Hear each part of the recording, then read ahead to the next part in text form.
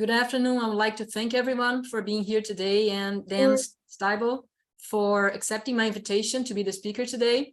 On behalf of Sabra Tech Hub, I would like to thank the Israel Chamber of Commerce at Rio de Janeiro, Ribeirão Preto, and Santa Catarina, and the Academic Incubator of Technology and Innovation, IAT-FEMA, for their support. And thanks also to Oxytrade for being our sponsor. Sabra Tech Hub is an initiative created by WISPLINE with the support of the Brazil-Israel Chamber of Commerce at Rio de Janeiro to promote the dissemination of Israeli technologies in Brazil. This event is part of a series of events that take place every other week. So if you guys like our event today, stay tuned for more interesting content that we will be bringing over the next weeks. In today's event, we will present Safe Foods, a product that safely protects fruits and vegetables from pathogens and bacteria so that they can last up to 5 times longer, which increases shelf life and saves money across the supply chain. And today, to talk about Safe Foods, I'm pleased to welcome Dan Sztybel, CEO at Safe Foods Israel. Thank you, Dan, and welcome. Thank you, Fernanda, for having me, and thank you also, Antonio from Oxytrade, to bridging the gap between Israel and Brazil. I hope you can hear me well. Right? Perfect. So I think we can start, and the first slide of my presentation is always the best one. I know exactly what I'm going to say here. So it's we are the daughter company of a public company, so this is a must slide to have. And now that I have been saying that, we can start with the more interesting stuff. So I would start with I would say with a 10,000 feet overview about what is Safe Foods. So Safe Foods is developing and manufacturing what we call our innovative and also eco-friendly solution, like Fernanda mentioned, that extend the shelf life for fruits and vegetables. And our solution is based on, how to explain that, it's a concentrated liquid of a blend of food acids. And our product is green, it's safe, it's certified organic. So it also can go to the organic market. And it allows us to achieve 2 goals at the same time. So one is reduction of food waste that you mentioned. And the second, which is also very important, is this significant reduction, I would say, and we can also say in some cases, the complete elimination of the utilization of these toxic pesticides.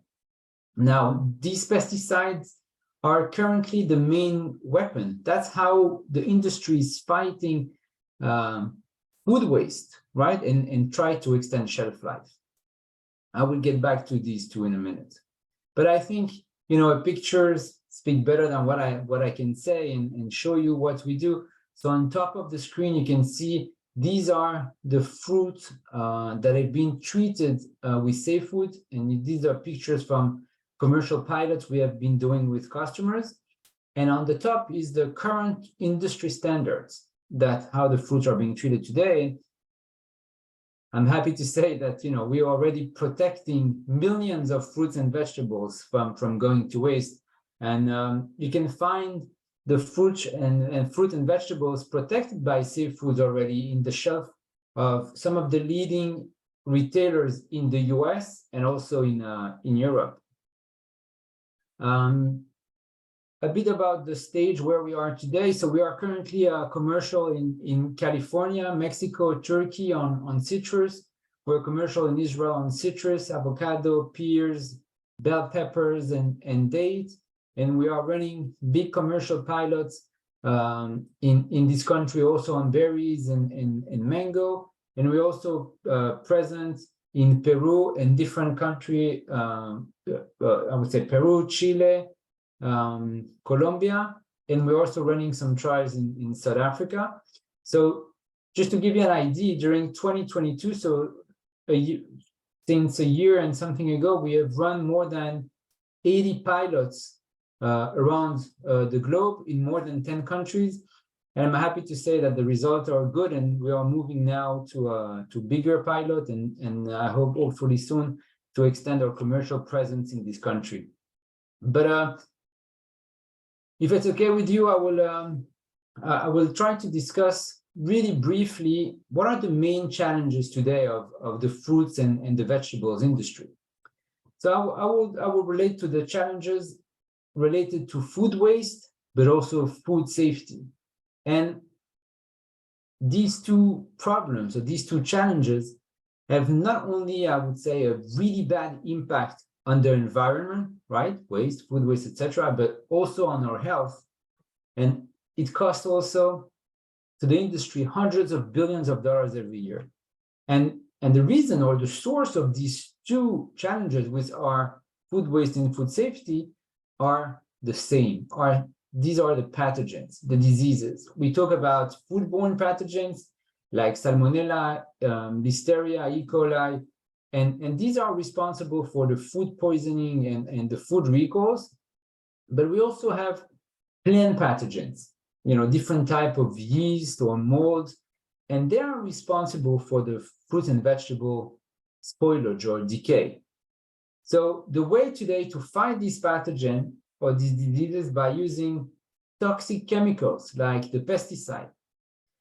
The problem with these pesticides, they're very effective, but the main problem is that they leave toxic and dangerous residues for our health, but also for the environment.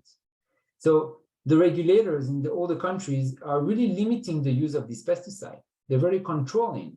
So we are getting to I would say it's kind of a catch-22 situation, right? Because on one side, you have packers and retailers that they want to reduce waste and ensure the quality of the food. But on the other side, they are very limited on how they can protect their fruits and vegetables.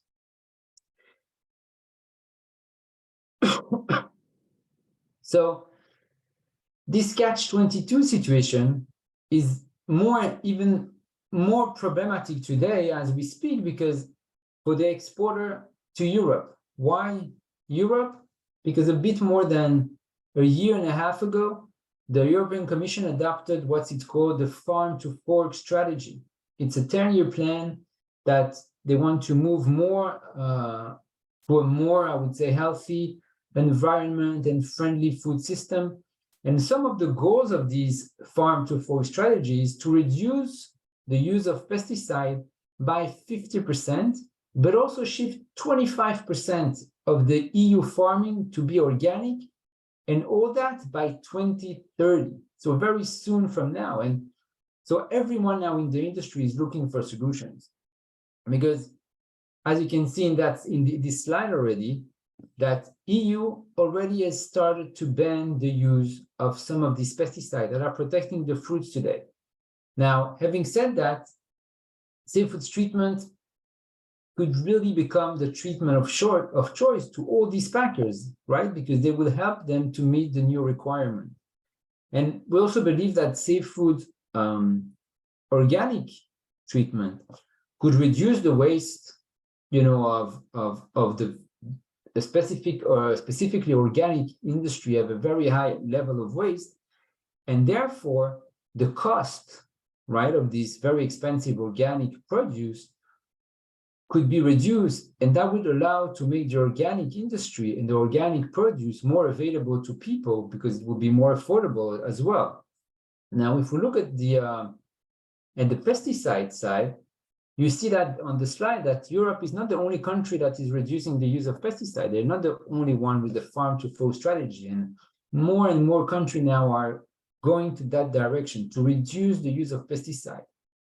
But definitely, Europe is the most challenged, because the European countries, as you may know, probably not in Brazil. Brazil is a big producer of fruits and vegetables. Europe is not a really big producer of fruits, and therefore they rely mainly on import.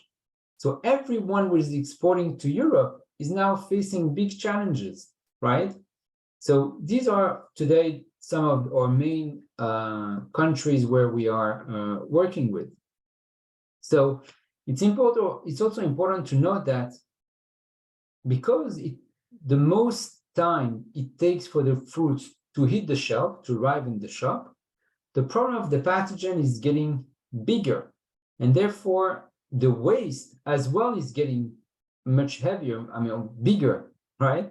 So this is where I'm happy to say that this catch-22 situation, which is a real problem, is becoming a huge and really immediate opportunity for safe foods. So if we allow the reduction of pesticide on one side and also shipping safely to Europe, I would say today is a real revolution, and that's what safe foods today is doing. Another important point, which is a key in that industry, is that our treatment is very easy to implement. It's really, there's also no additional cost for the customers. In some cases, like we did in Turkey, we have been even able to reduce the overall cost of the treatment of the packing house, because we will be able to reduce significantly the utilization of all these pesticides that are very expensive. Now, what I just wanted to say before, which is important in that industry, it's the easy implementation phase, right? We really using the existing equipment of the packing house, and I will show you how. I like to say it's a plug and play, right? And that plug and play solution make it the adoption of the product much easier. And this is very critical because the agricultural industry is a very, very conservative industry, and that sometimes could be a big challenge, the implementation part. And we are happy that we can make it easier and faster. So how are we doing it? Probably one of the very important questions. So we are able to do it because I like to say we're using the power of the fruit, right? It's like we're using the inside, all the blends, I would say the acids that are present in the fruits and vegetables, and we're using it to protect the outside, right? So the innovative approach, I would say, is to control the disease that are responsible for waste and decay. Now, our product, which is very important, our grass, it's called generally recognized as safe by the FDA, which means that our product is very, very safe. They are natural. They do not leave any toxicological residues on the fruit, which is key for if you want to export to Europe and also sometime in the US. And we have spent several years optimizing also the production of the process, so and also the formulation, so it can be applied very quickly, easily in I would like to say in any shape, size, any type of fruits and vegetables. We're almost very not limiting on the type of fruits and vegetables, and also on the setting in the packing house. So it could be dipping, spraying, fogging. I will show you a picture in a minute, and we can discuss a bit more. So today we are applying the product mainly in the post-harvest stage, but we can definitely apply the product really all along, I would say all the way from field to fork. So we already have some application for pre-harvest. We call it also near harvest, right? And this is really an important point where all the disease can happen. And so we can apply it up to 24 hours before it being harvested. We're talking about the packing house. We can talk about also the storage, where we can apply it by fog, and we have future ideas in mind to also apply it at the consumer level at home. So this is how it could be applied. You can see this is all pictures from our clients in different places in the world. They are using their existing equipment, backpack sprayer, sprayer on the line, drencher. This is a kind of a water tank. And this is a fogging station that we have developed, but it's pretty easy, and also a delivery system that we put in place in some packing house where we can deliver the product very precisely, very consistently, and help the operators of the packing house to manage their time better and make sure that the product is on the line when it's needed, and in the amount needed. So in a very high level, we can say, and I think this is a very important point, we can already demonstrate that we reduce on average 50% of the waste at the retail level. Okay, so at the end, when we look at the process at the retail level, we reduce on average 50% of their waste. And we can go through a few examples. I will go quickly. This is an example of lime, where we've been doing with our client Sicar Farms in Mexico. And we have shown that we can reduce the waste by 90%. And they have been reported, they received a feedback from one of the leading retailers in the world, telling them, hey guys, what happened? Your lime is staying between 5 to 7 days more on the shelf. So this was significant. We're talking in terms of money about between $100 and $200 per ton that were actually, instead of going to the waste or going to nowhere, it's actually money that the retailers now can sell the fruit, which is significant, especially when the cost of a product is a very fraction of that. Mango, which is, I think Brazil is really one of the big supplier of mango in Europe. Here you can see that's very important for Europe is that currently, at least the packers we're working with, they're using a pesticide called fluodoxinil. It's a pesticide that have a very residues number, I would say, allowed. And we have shown that we can reduce, by the way, it's a very expensive pesticide. We have shown here that we can reduce by 75% the use of this pesticide. So instead of using 300 particles per million, you can use 75 particles per million with our product, and even getting a better result than if you were using the 300. So here we can really demonstrate, I would say, the cost effectiveness, right, of the product on top of the safety, residues, and health issues associated with what we're doing. I think this is a very interesting result, pilot that we show here. It's a small scale. We're running now a very big scale pilot in Mexico with currently very good results. But you can see here the overall that we are with our product. We can definitely, here you can see this is 13 days at 4 degrees, and then you have an additional 2 days at room temperature. When the strawberries were taken out to room temperature, they started to crash completely. And you can see with our product, there was more than 80% more fruit to be eaten, right? On top of that, only 4% were soft. Most of the fruits were, still strong and looking good compared to the industry standards.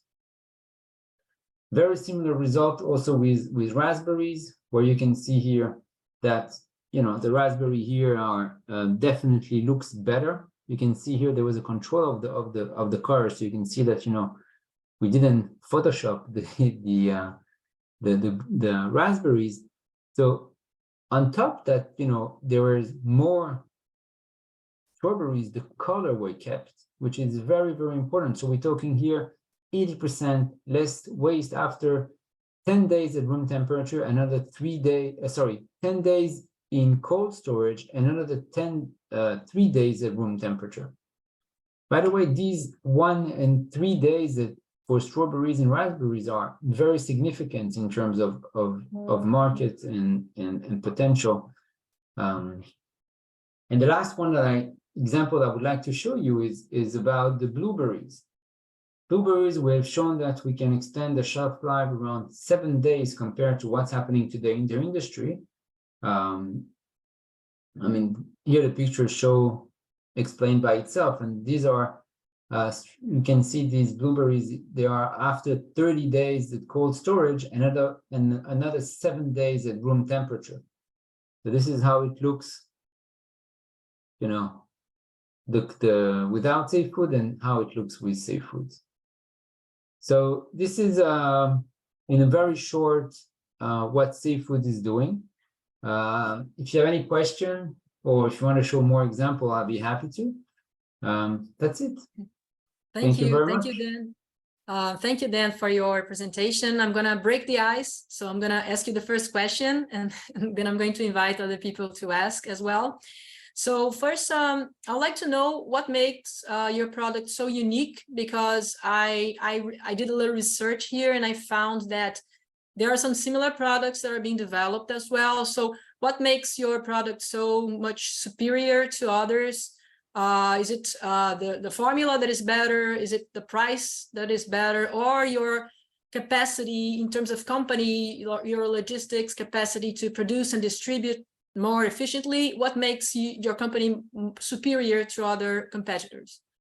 So first, all the above. But first, what type of product you're referring? Because there's a lot of product today that are claiming to do shelf life extension. So if I can really briefly, and I will tell you to what are the different things and where we think we are much better. For we're talking about life, if we talk about shelf life extension or waste reduction, we're talking about packaging. A lot is about packaging. And these are technology that are slowing down the aging of the fruits. You can do that by packaging, real package, or with what it's called coating, putting some wax over the fruit. Now, these solutions are good. The problem is that not all the fruits and vegetables could be packed or waxed. And when it could be, it's adding significant cost to the fruit. Okay, and also it's sometimes require a lot of implementation changes. Okay, our products are really working on the disease, on the pathogen. Now, if you look at the world today, most of the products that are looking or very efficient against the disease, these are toxic products. Their goal is to kill other pathogens, and therefore they need to be dangerous. Our products are natural. They're organic, right? It's a blend of food acids. So I think we're better than the others by the fact that we are green, we are very easy to implement, we have a very broad spectrum of different mode of action, and we can be applied in, for most of the fruits and vegetables. There's some fruits or vegetables that are not working, at least that we have tested. Everything for the moment is working really well. And I think that's what makes us very different and very exciting to be using our product. Now, the last thing I would say is we don't leave any residues, which is very critical. No residues for the environment, no residues for the health. And that's what people are looking today. Great. Does anyone have a question? Then I would take the opportunity. We would talk later, but I have a question. Some big company here in Brazil asked us if we have some kind of trial for or experiment for seeds, and if Safe Foods plan on entering and analyzing these new products that can be also protected by Safe Foods. So we don't have, I would say, a lot of results right now on seeds. It is definitely, we believe that we could be very efficient on seed as well, because again, we are very efficient against the disease. So, seeds are really the same. We've been treating very, very sensitive type of vegetables called leafy greens, microgreens, the small, fancy things that they put on very fancy restaurants that are very the taste and the color are very important, and the very sensitive leaves, giving with our product very, very good result, being very, very safe and very efficient against all these pathogens. So seeds is definitely, you know, something we have in mind. We didn't look at it yet very in details.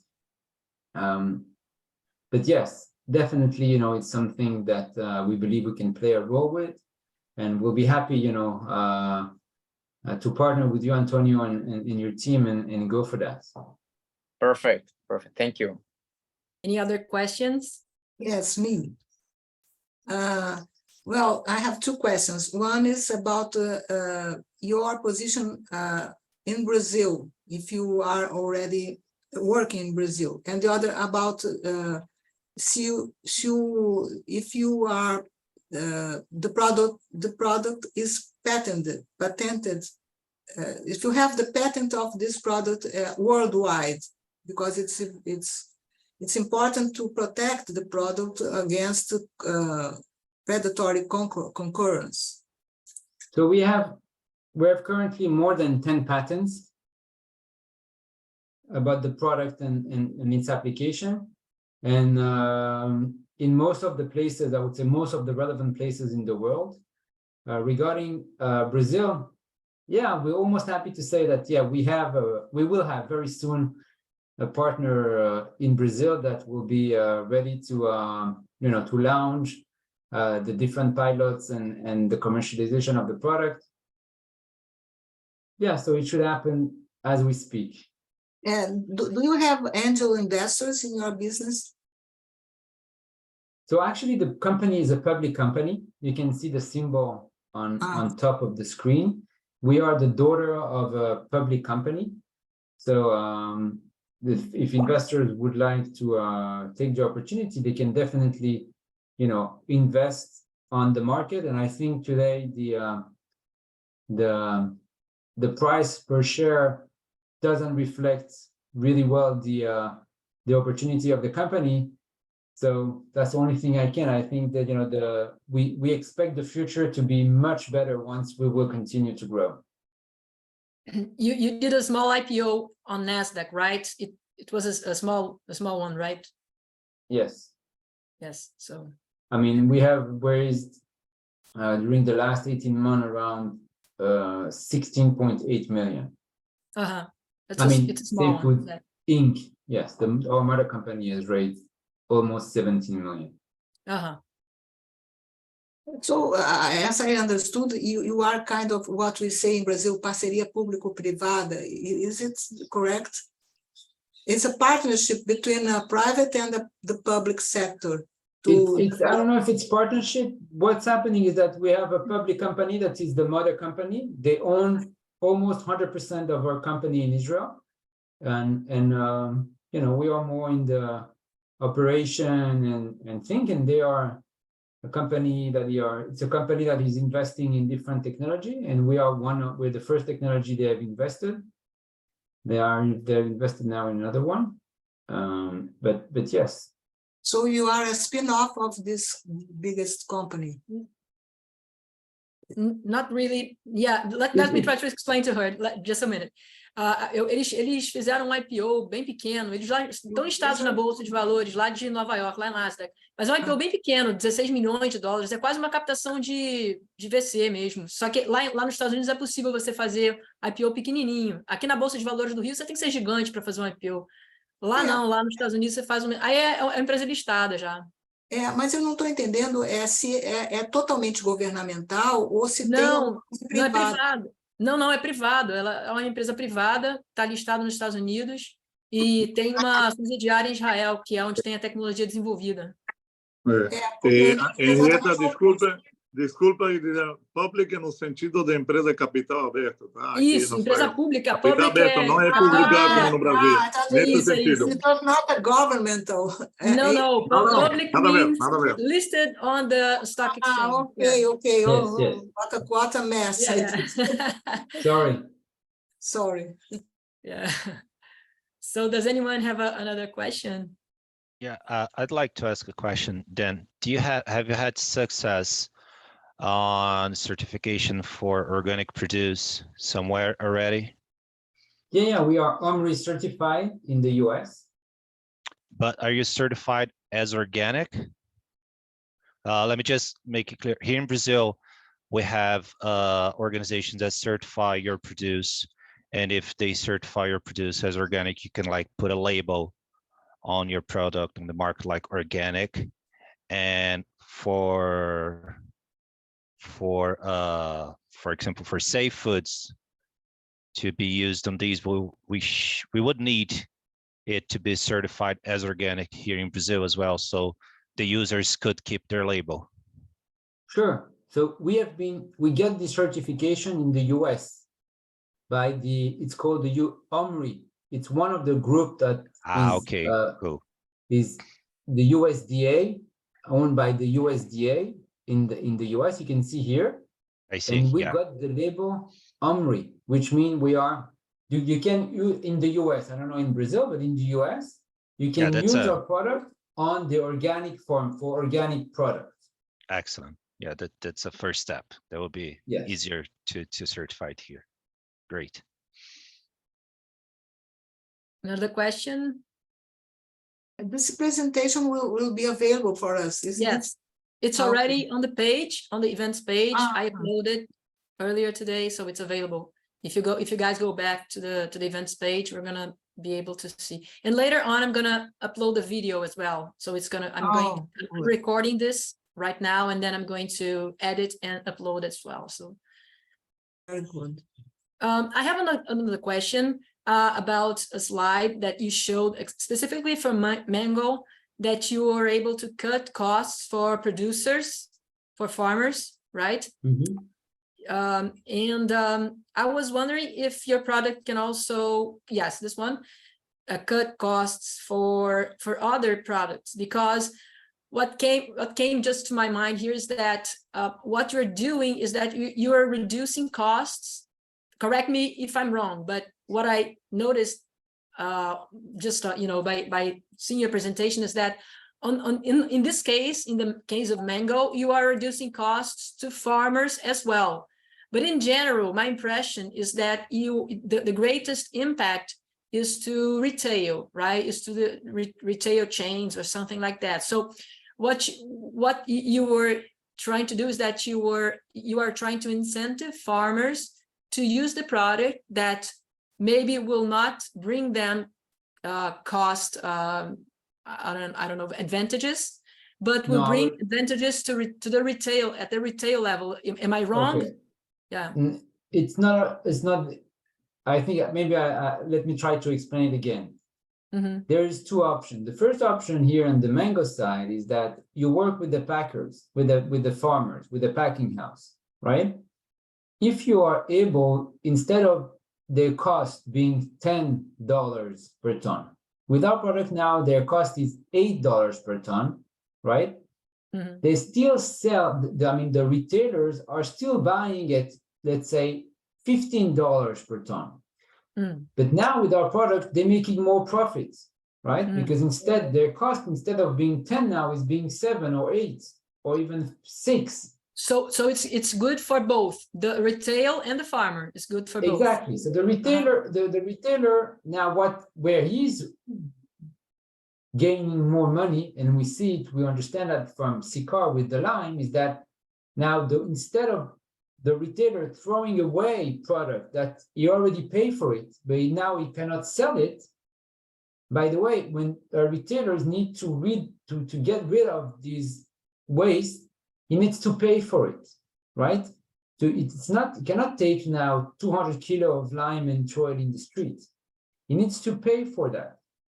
So now instead of taking that in the bin or to the waste, they can sell it, right? So they're getting more money to the. No, I understand. I understand that the incentive at that end point when you're talking about the retailer, but the customer, your customer is the farmer. It's not the retailer, right? So it's the farmer. So you have to convince the farmer that your product is useful. But so in that case, in the mango case, it's obvious because it's gonna bring a cost reduction to the farmer.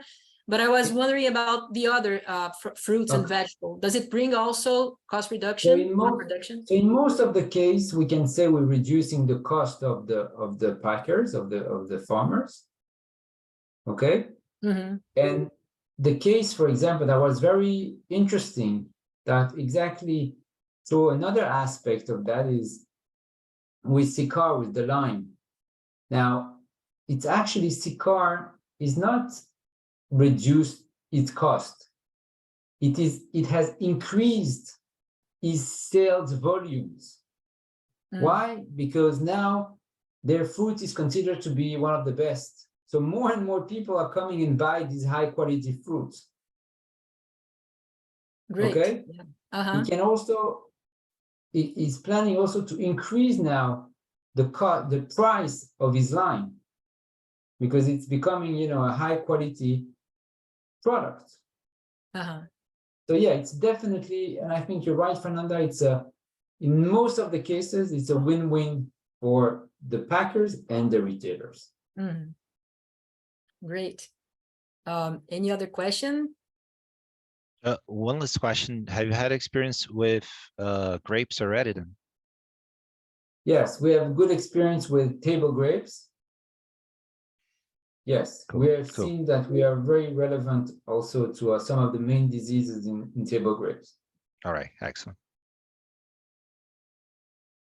Also, if you are a great success here in Brazil, would you have capacity to produce and distribute here, like constantly without interruptions? How is your logistics organized for So, growth? we have invested times and money in our process of production process, and we came to a point where we have currently 3 production sites, one in the US, one in South Africa, and one in Israel. And we are it's with our knowledge and some partners, we can put, you know, a production center in Brazil very easily. And what's good about the product is the product is very concentrated. So you don't need to go every 2 days to a packing house to provide the product, right? You can have a small bottle that lasts for long.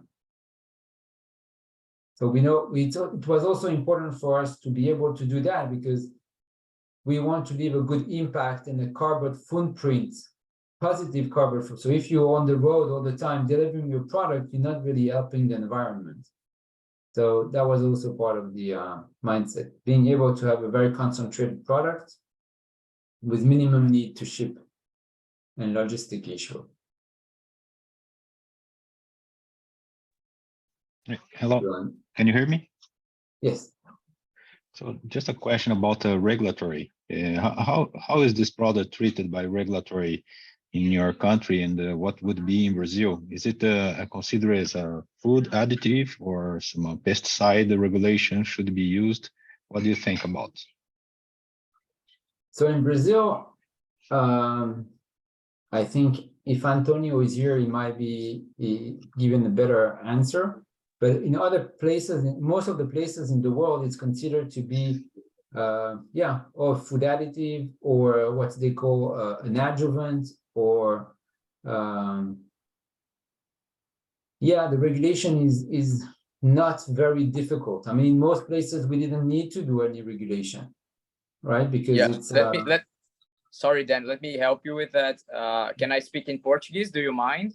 Sure, go ahead. Não, mas como a gente pesquisou aqui, desculpa, eu não sei quem perguntou, mas... Conrado. Desculpa, Conrado. A gente fez uma pesquisa e realmente ele entra como um produto adjuvante, né? Como o Dan falou. Certo. Então, o processo de aprovação dele, apesar de demandar IBAMA, Anvisa e MAPA, né, que é o Ministério da Agricultura, ele passa por um processo que ele é um pouco mais simplificado e rápido do que se fosse um produto realmente final, que aí teria que passar por outros critérios um pouco mais exigentes, digamos assim, entendeu? Então a gente está tendo, a nossa análise é uma previsão aí de no máximo 6 meses estar com tudo aprovado.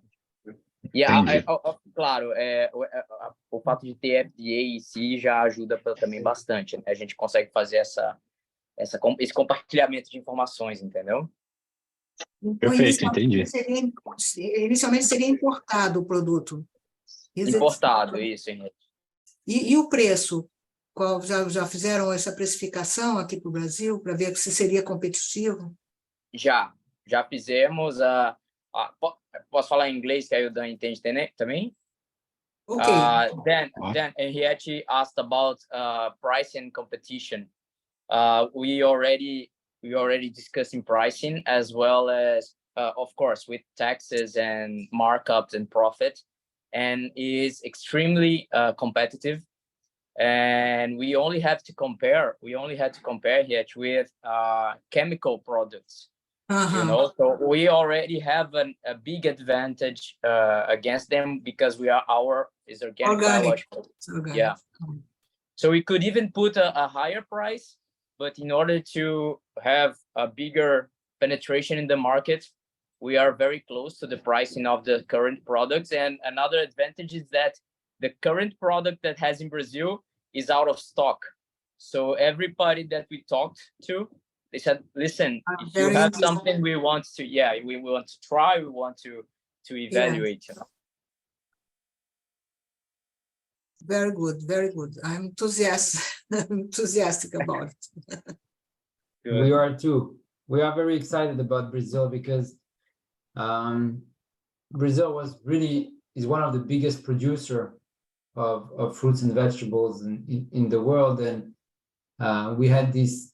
We thought that the regulatory would be a barrier, and we were so happy when Antonio and his teams and colleagues came to us, said that they know how to.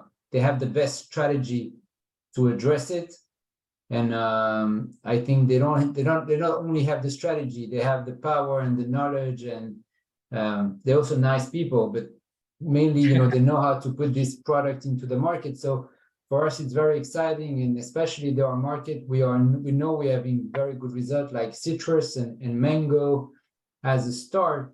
I think it will be very relevant and very interesting for Brazil. Sure. Great. Any other questions? So you're also welcome to connect to Dan at Wispline. You can also later send him questions if you have through the platform. You just have to log in and have access to all these features. So yeah, I would like to thank everyone for being here today, and to Dan for accepting my invitation to present Safe Foods for us today. On behalf of Sabra Tech Hub, I would also like to thank again the Brazil-Israel Chamber of Commerce at Rio de Janeiro, Ribeirão Preto, and Santa Catarina, and the Academic Incubator of Technology and Innovation, IAT-FEMA, for their support. And thanks also to Oxytrade for being our sponsor. Sabra Tech Hub is an initiative created by Wispline with the support of the Brazil-Israel Chamber of Commerce at Rio de Janeiro to promote the dissemination of Israeli technologies in Brazil. This event is part of a series of events that take place every other week. So if you guys liked our event today, stay tuned for more interesting content that we will be bringing over the next weeks.